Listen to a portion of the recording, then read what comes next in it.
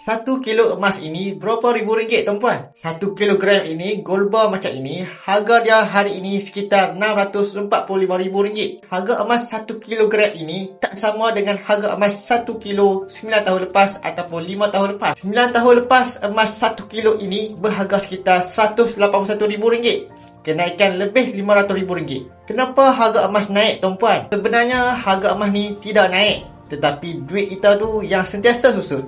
Kuasa beli kita semakin lama semakin menurun tuan-puan. Contoh, kita tengok harga karipak. Kalau dulu zaman saya sekolah, karipak 10 sen, sekarang mana ada karipak 10 sen tuan-puan.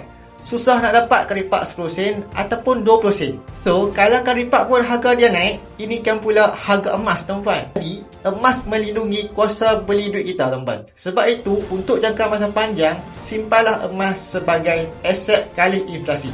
Bagi yang berminat nak simpan emas 1 kilogram macam ini di Public Gold, tuan-puan boleh isi beg biru dekat bawah ini untuk saya guide tuan-puan satu persatu untuk mulakan tabungan emas.